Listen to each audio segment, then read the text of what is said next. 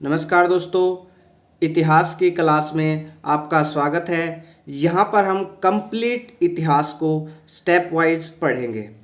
तो सबसे पहले हम ये देखेंगे कि भारत का इतिहास का विभाजन किस तरीके से किया गया है। सबसे पहला तो सवाल यही बनता है कि इतिहास का विभाजन करने की आवश्यकता ही क्यों पड़ी। जैसे मान लीजिए एक थैले के अंदर 100 किलो वजन है और आपको बोला जाता है कि इसको उठा के आपको दूसरी जगह रखना है, तो बहुत मुश्किल होता है। और अगर बोला जाता है कि 10-10 किलो करके आपको इस वज़न को दूसरी जगह पर रखना है, तो उसे रखना बहुत ही आसान होता है। इसी वजह से इतिहास बहुत बड़ा है, या हम कहें कि लाखों वर्ष पुराना इतिहास हम पढ़ते हैं।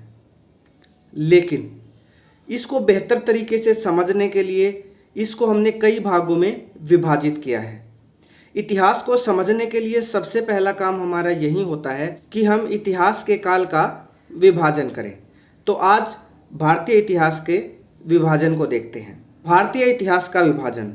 भारतीय इतिहास को हमने सबसे पहले 3 भागों में बांटा है: प्राग ऐतिहासिक काल, आद्य ऐतिहासिक काल और ऐतिहासिक काल।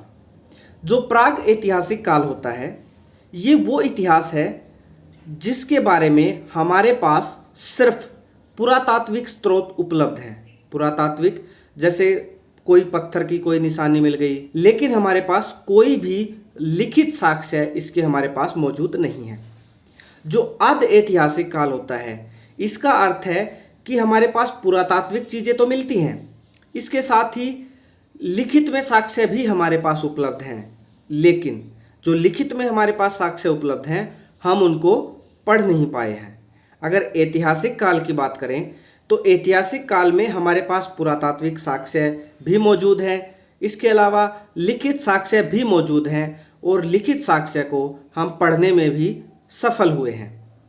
तो सबसे जो ऑथेंटिक काल माना जाता है वो ऐतिहासिक काल माना जाता है। अब अगर हम प्राग ऐतिहासिक काल की बात करते हैं तो इसको हम फिर से 2 भागों में डिवाइड करते हैं: पाषाण युग और ताम्र युग। पाषाण युग का मतलब ये है कि जिस समय मानव पत्थर के औजारों का प्रयोग करता था, उसको हम पाषाण युग कहते हैं। जब मानव सभ्यता ने तरक्की की और हम तांबे का प्रयोग करना शुरू कर दिया, उस काल को हम ताम्र युग के नाम से जानते हैं। पाषाण काल को हम पुनः 3 भागों में विभाजित करते हैं: पुरापाषाण काल, मध्य पाषाण काल और नवपाषाण काल। अगर पुरापाषाण काल की हम बात करते हैं तो पुरापाषाण काल का अर्थ है कि जब मानव बड़े बड़े पत्थरों का प्रयोग करता था। मध्य पाषाण काल में क्या हुआ, उसने पत्थर के औजारों को थोड़ा सा अच्छा बनाया, यानी थोड़ा सा छोटे औजारों को यूज कर दिया। नवपाषाण काल में क्या हुआ कि मानव एक जगह रहने लगा, कृषि की शुरुआत करने लगा, तो इस तरीके से उसकी सभ्यता में लगातार विस्तार होता चला गया। पुरापाषाण काल को हम फिर से 3 भागों में विभाजित करते हैं: निम्न पुरापाषाण काल, मध्य पुरापाषाण काल और उच्च पुरापाषाण काल। इसके बाद अगर हम आद्य ऐतिहासिक काल पर आते हैं तो इस काल में हमारे पास हड़प्पा सभ्यता का टाइम पीरियड हम पढ़ेंगे। हड़प्पा सभ्यता में क्या था कि हमारे पास पुरातात्विक साक्ष्य मिलते हैं हड़प्पा सभ्यता के, और लिखित में भी हमारे पास हड़प्पा सभ्यता की लिपि मिलती है, लेकिन उस लिपि को अभी तक हम पढ़ नहीं पाए हैं। इसीलिए हड़प्पा सभ्यता का काल जो आता है वो आद्य ऐतिहासिक काल में आता है। अगर हम ऐतिहासिक काल की बात करते हैं तो हमें ये ध्यान देना होगा कि इस काल से पहले के जितना भी काल आए हैं, उन सभी को हम भारतीय इतिहास में प्राचीन काल का हिस्सा मानते हैं। इसके अलावा ऐतिहासिक काल का भी कुछ हिस्सा प्राचीन भारत में आता है। अगर ऐतिहासिक काल की बात करते हैं तो इसको फिर से हम 3 भागों में विभाजित करते हैं: प्राचीन भारत का इतिहास, मध्यकालीन भारत और आधुनिक भारत।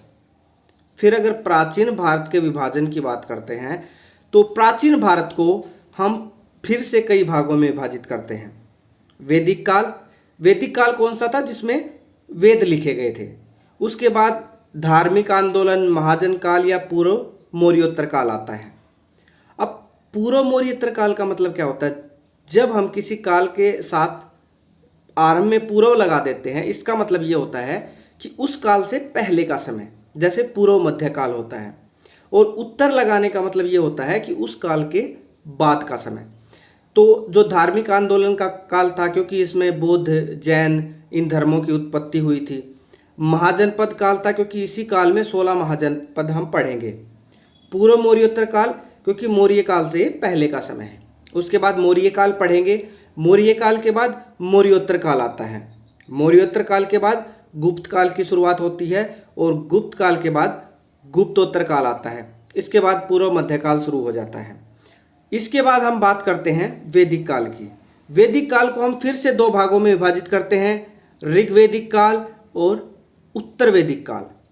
ऋग्वैदिक काल वो काल होता है जब ऋग्वेद की रचना की गई। 1500 ईस्वी पूर्व से लेकर 1000 ईस्वी पूर्व के बीच का ये समय है। उत्तर वैदिक काल जो बचे हुए 3 वेद थे, जिसमें यजुर्वेद, सामवेद और अर्थवेद, उनकी रचना की गई थी 1000 ईस्वी पूर्व से लेकर 600 ईस्वी पूर्व। इस काल को हम उत्तर वैदिक काल के नाम से जानते हैं। दोस्तों, इस वीडियो में हमने देखा कि हमने भारतीय इतिहास के कालों का विभाजन किया है। आप हमारे साथ जुड़े रहिएगा, चैनल को सब्सक्राइब करना ना भूलिएगा। इसी तरीके से कंप्लीट इतिहास पढ़ेंगे, बिल्कुल डिटेल में और बारीकी के साथ। तब तक के लिए नमस्कार।